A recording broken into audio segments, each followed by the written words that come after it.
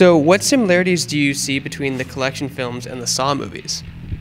Well, I think the similarities between the collection and the Saw films may kind of come across with a few methods of kill, if you will, but where they differ is probably in greater strokes, in the sense that we wanted to pull more from the Italian aesthetics of the Dario Argento and Mario Bava works, and with our characters, we wanted to put them in a different playing field. It's literally from a world of nightmares. And when you walk through a villain, we don't have, John Kramer, whose philosophy was so structured to the DNA of all the Saw films. No, our killer is very much a shark on land. Anyone is the target for any reason whatsoever. If you're near his proximity, you could be in his web, you could suffer, you could go down.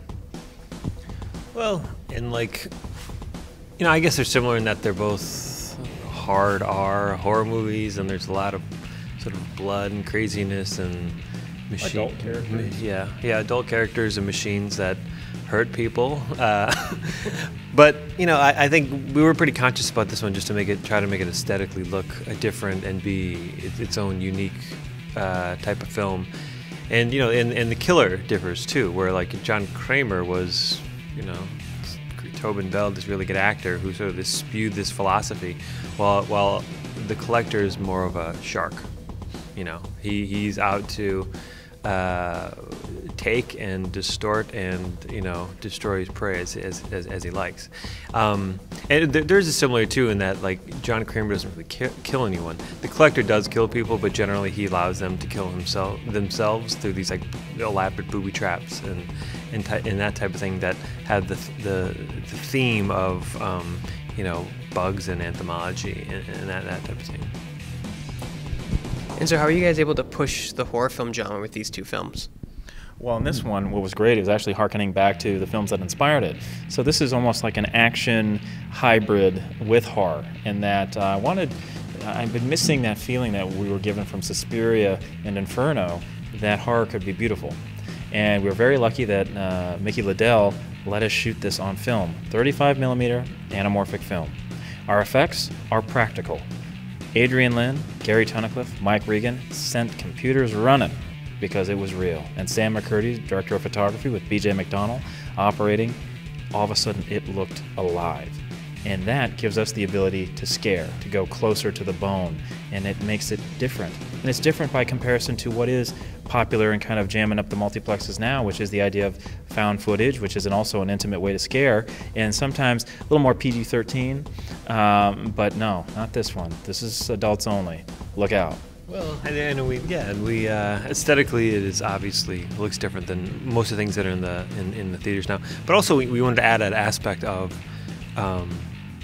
action to the horror movie, because usually they're more of a sneak and creep type fare, while this is very loud, very fast, just all completely paced up, and then putting our characters through what seemed to be familiar,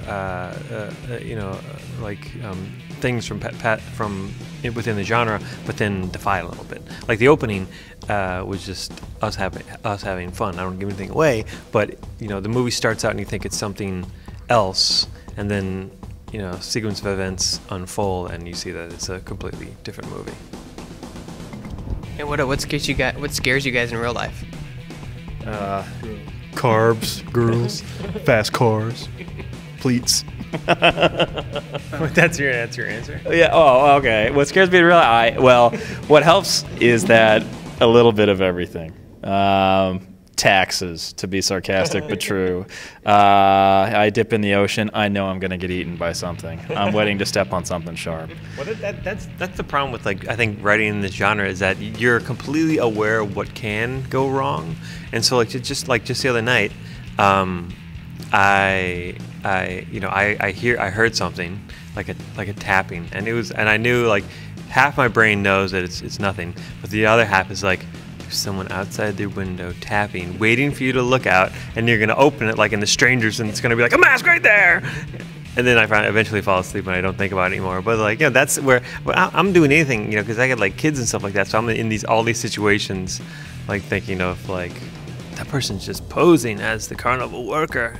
In fact, I know what they're doing, Do you guys draw on that, Marcus? Do you like go like, okay, pretend you're sitting in the ocean, you're gonna step on something really sharp at any moment? Do you do that at all? Well, actually, what helped in this film was we have a scene where our actress is covered in tarantulas, and we had tarantulas there.